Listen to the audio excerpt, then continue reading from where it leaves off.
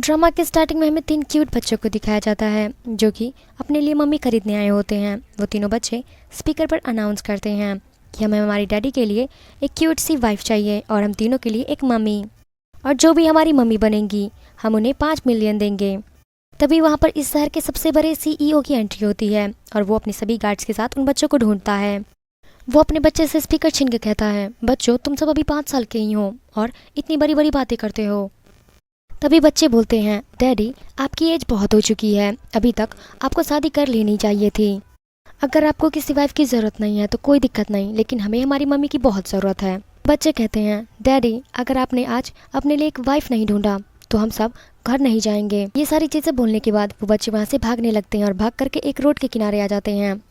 वो बच्चे रोड पर होते हैं तभी हमारी मेन हीरोइन जिया की एंट्री होती है, जो कि इन बच्चों को देख करके तुरंत ब्रेक मारती है और कहती है, बच्चों क्या तुम ठीक हो? ये देख करके तो बहुत ही ज़्यादा खुश हो जाते हैं और कहते हैं, मम्मी। पर जिया कहती है, बच्चों मैं तुम्हारी मम्मी नहीं। वो बच्चे कहते हैं, नहीं मम्मी आप ही हमारी मम्मी हो। तभी वहाँ पर गार्ड्स आते हैं। ये देखकर बच्चे बोलते हैं, मम्मी हमें बचा लो, ये हमें लेकर चले जाएंगे। जिया अपना हेलमेट जल्दी से उतारती है और सीईओ के सिर पर मार देती है, जिसकी वजह से सीईओ बेहोश हो जाता है और वहीं पर गिर जाता है। जिया कहती है, तुम सबको शर्म नहीं आता, इतने छोटे बच्चों को किडनैप करते हो? मैं अभी पुलिस को कॉल करती हूँ, वो तुम्हें लेकर जाएंगे और तुम्हें बहुत अच्छा सबक सिखाएंगे। इस पर फूसन का असिस्टेंट कहता है, यानी कि सीईओ का असिस्टेंट, मिस लगता है आपको कोई गलत फैमिली हो गया है। अब ये तीनों बच्चे तो बहुत ही ज्यादा डर जाते हैं और भाग करके अपने डैडी के पास जाते हैं और रोने लगते हैं, एक दूसरे से कहने लगते हैं, डैडी को क्या हुआ? अब जिया भी भाग कर आती है और देखती है तो वो बेहोश होता है। फूशन अपना हाथ जिया के पैर पर रखता है, जिसको देखकर जिया तो बहुत ही ज्यादा डर जाती है, तो उनसे काफी ज्यादा माफी मांगती है क्योंकि उसने उसको किडनैपर समझ लिया था। पर सीईओ का बेटा कहता है, मम्मी आपको माफी मांगने की कोई जरूरत नहीं है, डैडी अभी सिंगल हैं और यही उनकी सजा है। तभी फूशन बोलता है, बच्चों मैं तुम्हारा डैडी हूँ और तुम लोगों को मेरे बारे में क्या क्या बातें बता रहे हो, तुम्हें ऐसा नहीं करना चाहिए। और वैसे भी तुम इसे मम्मी मम्मी क्यों कर रहे हो? मैंने कभी से शादी किया। जिया कहती है, बच्चों पर क्यों चिल्ला रहे हो, ये भी नादान है।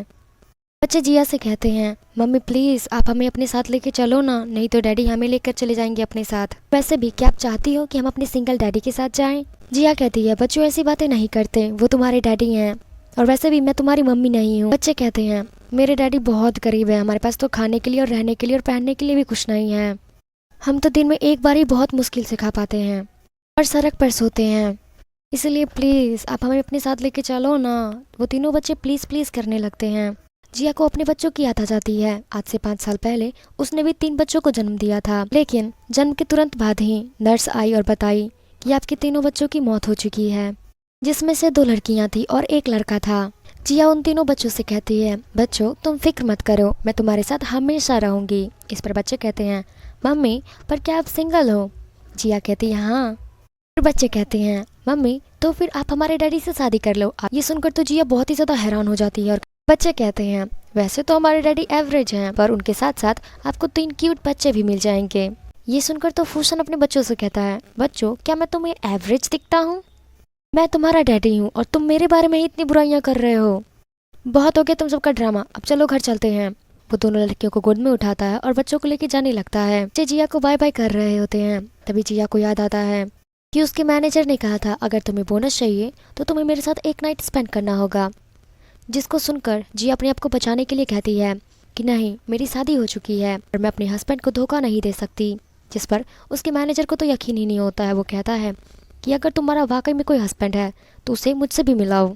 इस पर जिया कहती है, कोई बात नहीं, कल आप उससे मिल ही लेना आखिर। पर मैनेजर कहता है, तो फिर ठीक है। जिया सोचती है, अगर मैंने फूसन से शादी कर लिया तो मैं अपने मैनेजर से भी बच जाऊंगी और वो मेरा बोनस भी नहीं रोकेगा और मुझे इसके साथ साथ 3 क्यूट बच्चे भी तो मिल रहे हैं। मुझे अपने बच्चों की याद नहीं आएगी कभी भी। तभी जिया फूसन को बाज देती है और कहती है, चलो हम शादी करते हैं, मुझे बच्चे भी मिल जाएंगे। ये बात सुनने के बाद तो बच्चे बहुत ही ज्यादा खुश हो जाते हैं। तभी जिया के फोन पर कॉल आता है और उसका मैनेजर कहता है कि अगर तुम्हें बोनस चाहिए तो फिर आज रात आ जाना। फूसन ये सारी बातें सुन लेता है और अपने मन में बोलने लगता है कि मुझे फिर से एक गोल्ड डिगर मिल गई है, तो मुझे इसका टेस्ट लेना होगा।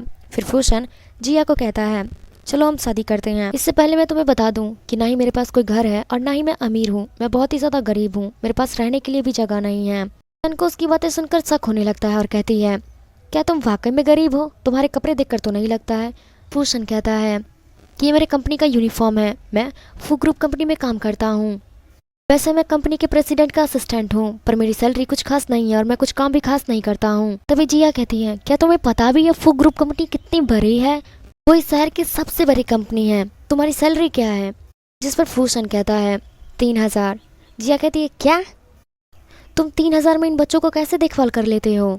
फूशन कहता है, हमेशा नहीं होता, कभी कभी मुझे 8 से 9,000 और कभी कभी तो 10 से 12,000 भी मिल जाता है, जिसकी वजह से मेरा गुजारा हो जाता है। इस पर जिया कहती है, हाँ इतने में तो हो जाना चाहिए। से पूछती है, तुम रहते कहाँ पर हो?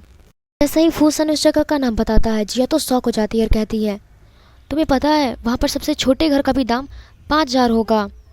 तो फिर तुम अफोर्ड कैसे करते हो? फूसन सोचता है, अरे यार ये कितनी सवाल पूछती जा रही है। फूसन कहता है, मेरा एक फ्रेंड है जो कि बहुत ही ज़्यादा अमीर है, वो अभी इस वक्त देश से बाहर है, जिसकी वजह से उसने मुझे उसके घर की रखवाली करने के लिए बोला है, पर वो जल्दी ही आने वाला है।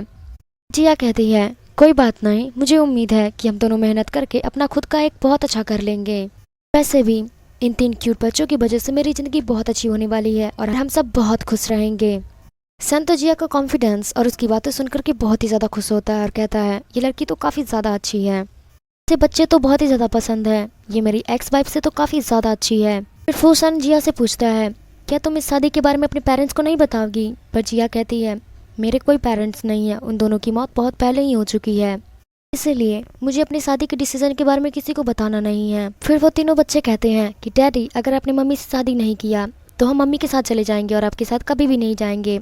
फिर फूशन कहता है, बच्चों तुम सब फिक्र मत करो, शादी के लिए मुझे थोड़ा सा टाइम चाहिए, मैं तुम्हें शादी के बारे में बता दूंगा। ऐसा बोलने के बाद फूशन अपने तीनों बच्चों को वहाँ से लेकर जाने लगता है। घर आकर वो तीनों बच्चे तो बहुत ही ज़्यादा गुस्सा होते हैं और खाना भी नहीं खाते, क्योंकि उसके डैड ने सोचने का टाइम मांगा है।